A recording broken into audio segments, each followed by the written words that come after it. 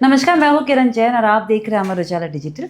आज हमारे साथ है सीरीज हेडशॉट की पूरी टीम। नमस्कार, अमर उजाला में आपका स्वागत है। सिद्धार्थ, पहले तो आपसे शुरू करते हैं। बैक टू बैक प्रमोशंस चल रहे हैं, कप्तान के बाद अब नई सीरीज जो रिलीज हो चुकी है उसकी प्रमोशन। कितना एंजॉय कर रहे हैं इस पूरी जर्नी को? इन्जॉय तो बहुत कर रहा हूँ और thanks to God for giving me these beautiful opportunities. क्योंकि पिछले साल मतलब 2 साल पहले मैं यही सोच रहा था कि यार बड़ा मुश्किल लग रहा है, कैसे करूँगा, OTT में हो नहीं रहा है और because there is this TV thing and people don't see you that way, so sometimes तो थोड़ा मुझे वो चीज़ें फील हो रही थी।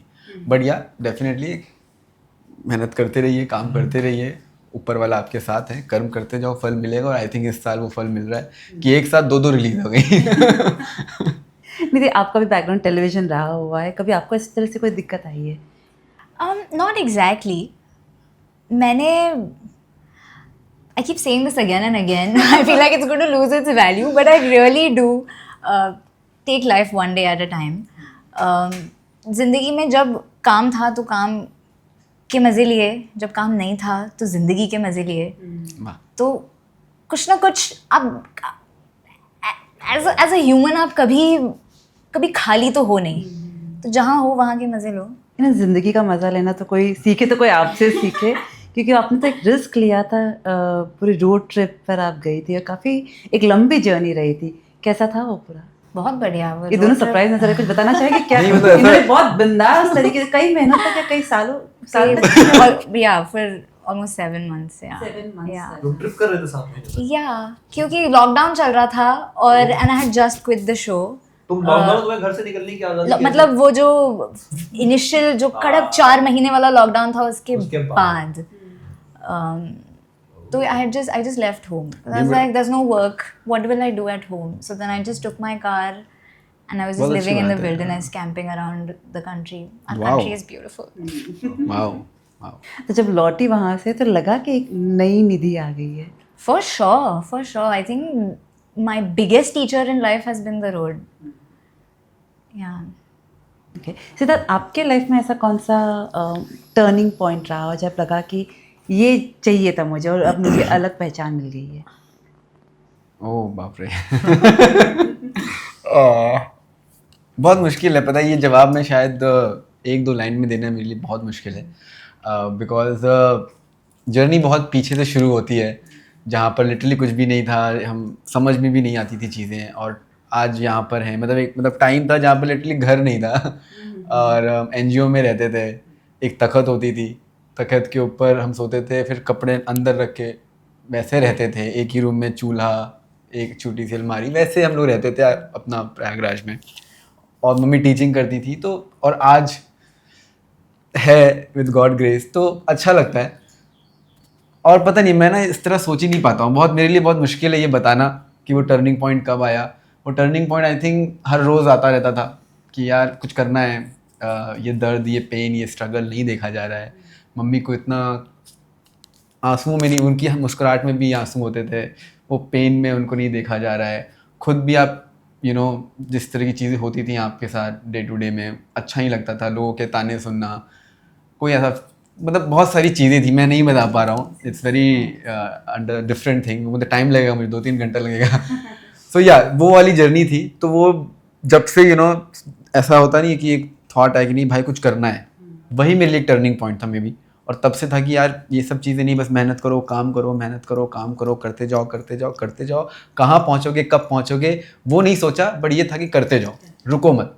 That's it. सर, आपसे TVF से तो एक लंबा रिश्ता रहा है आपका। आई बिलीव 2016 से 10 साल हो गए ऑलमोस्ट। 9th में, हाँ नहीं 5th में 5th में 10 साल हो जाएगा।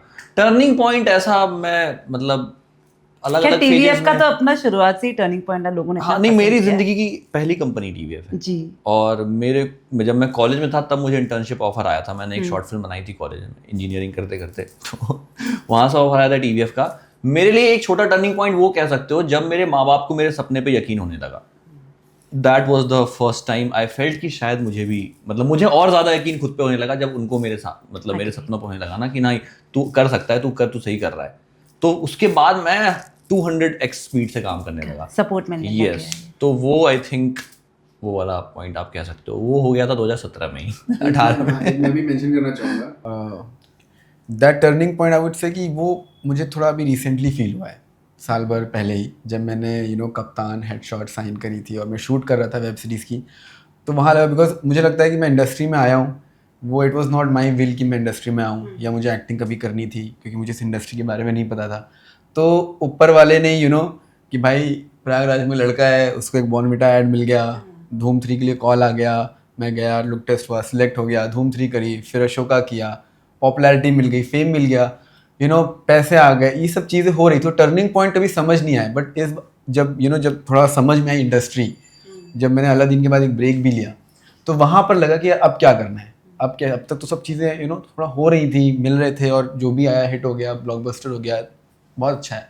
आई थिंक रियल मेहनत तो अब है, जब मैं 2 साल खाली बैठा था ये सोच के कि क्योंकि मैं ब्रेक ले लिया था कि नहीं करना है टेलीविज़न, अभी OTTs एंड फिल्म्स में जाना है, तो वो जो 2 साल का जो वेटिंग पीरियड होता है ना, उस पर मैंने बहुत सारी चीज़ें समझी, सीखी, अपने खुद पर ज़्यादा यकीन करना, कॉन्फिडेंस आया कि नहीं, अगर मुझे कुछ करना है तो मुझे उसके लिए टाइम देना पड़ेगा। और जिस दिन मैंने कप्तान और हेडशॉट साइन किया था, I felt very content and very good कि okay, you have to have patience and believe, just keep doing hard work, that is the point for me कि मेरे अंदर एक टर्निंग पॉइंट, ये बढ़िया चीज़ है। Yeah, I totally agree with him. I think as child actors, when your childhood is so full of things, जब आप constantly कुछ ना कुछ कर रहे हो, while you're growing up in those crucial years, एक break, जब आप थोड़े होश संभालते हो, एक break बहुत ज़्यादा ज़रूरी होता है. For me, when I took a sabbatical after I quit Tarak Mehta, I did not work for almost 4 years until I did Sisterhood with TVF. And yeah, it was, it taught me so much more about life. अच्छा, वो जो transformation period जो होता है, क्योंकि आपने बहुत सही कहा, चाइल्ड एक्टर्स तब क्या होता है, तब पेरेंट्स होते हैं, आपके आसपास बहुत से लोग होते हैं जो आप लोगों को गाइड करते हैं, बट फिर एक वक्त आता है जब आप खुद अपने डिसीजंस खुद लेते। वो माहौल कैसा होता है जब आप पेरेंट्स को मना करते हो और अपनी विल उनके सामने रखते हो? Is it easy? I've been blessed with an incredible set of parents. मतलब मैं किताब लिख सकती हूँ उनके बारे में. मुझे कभी भी मेरे पेरेंट्स से रेजिस्टेंस नहीं मिली है.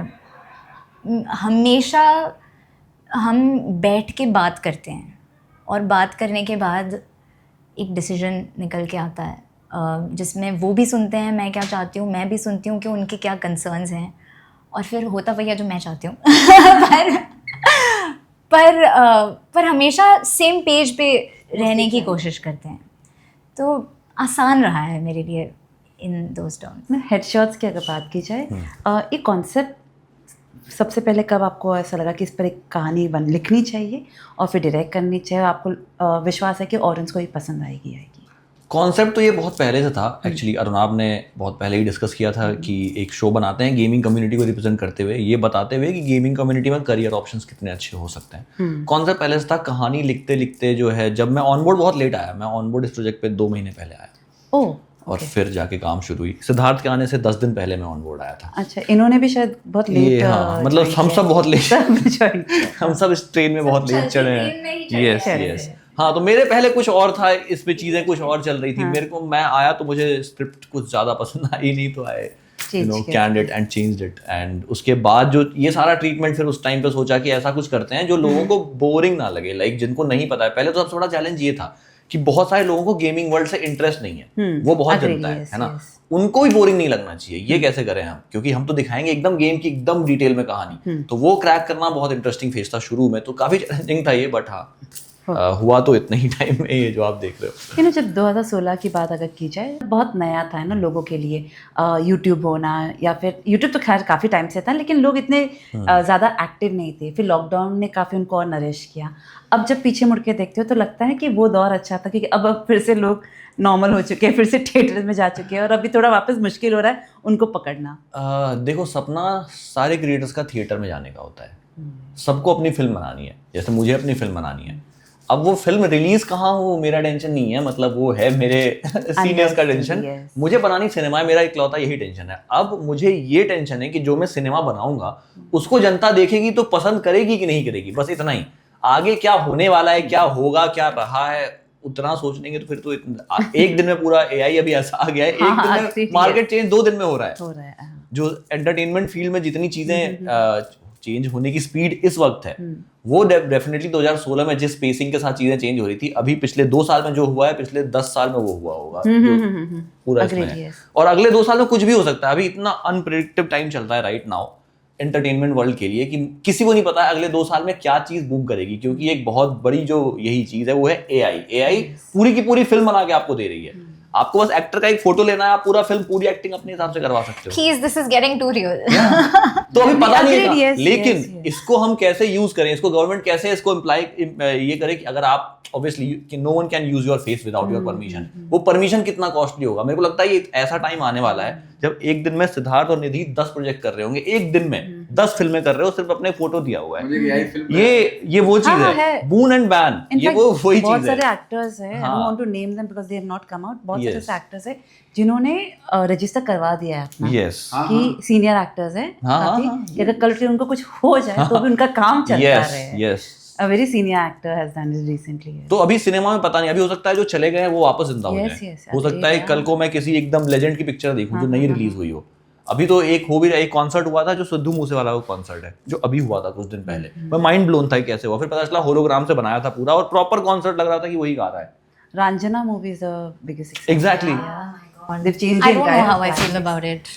So this is a very weird situation. I do not want to comment on it क्योंकि वही है, क्योंकि कुछ भी हो सकता है। अच्छा दिक्कत ये भी है कि हमें शायद नहीं संतुष्टि, मतलब नहीं सेटिस्फैक्शन होगा, बट जो नई जनरेशन है they are happy with it, और हम at the end It's taken art out of art. I don't know how to अभी feel तो about वही it. नकली, मैं और अभिनव भाई लोग बैठे थे यही बात कर रहे थे कि लोगों का जो क्या बोलते हैं उसको, टाइम स्पैन होता है देखने का, अटेंशन स्पैन, वो भी इतना कम हो गया है कि आने वाले टाइम में लोग 2x में देखने वाले हैं चीजें। इस कॉन्टेक्स्ट में हैट्स ऑफ टू आदित्य धर, जिससे 4 घंटे तक लोगों को बैठा के 6 घंटे भी रखा आप है। बैठा सकते हो। 6 घंटे भी आपको बस बैठा हर एक सेकंड पे ध्यान देना होता हाँ। है। आप अभी हम क्या करते हैं ना, हम जब मोस्टली फिल्म बनाते हैं, आदित्य सर से मेरी इन जनरल पहले भी बात हुई थी सेना बनाने के टाइम पे, जब वो भी एक आर्मी का शो है, और वो अमेजिंग चीज मेरे को वही समझ में आई थी उनसे कि आप कोई भी अपना प्रोजेक्ट अप्रोच करो तो मिनट बाय मिनट अप्रोच करो कि इस 1 मिनट में इंटरेस्ट है, अगले मिनट में नहीं है काट दो उसको, उसके अगले मिनट में है, अगर नहीं है तो बनाओ उसको फिर।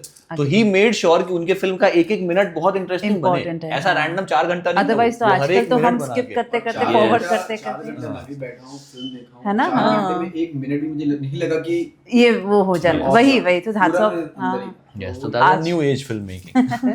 Okay, last few question to both of you. सबसे पहले सिद्धार्थ आपसे, आप दोनों की इनफैक्ट एक फैन फॉलोइंग है, तो सोशल मीडिया से डर भी लगता है कि अब काफ़ी सारे क्रिटिसिज्म भी होता है, बैकलैश भी होता है, स्पेशली विथ यू निधि, जब आप पोस्ट करते हो, अभी तो लोगों ने भी एक्सेप्ट कर लिया, but those initial days when you are very बिंदास on your social media platform and people were just bashing you left right because they have seen you as Sonu in Tarak, so उस टाइम पे किस तरह से thought pattern था, how would you approach the entire situation? Initially I used to read comments and feel a little sad about it. पर फिर मुझे समझ आया कि ये कोई डायरेक्ट थ्रेट तो है नहीं।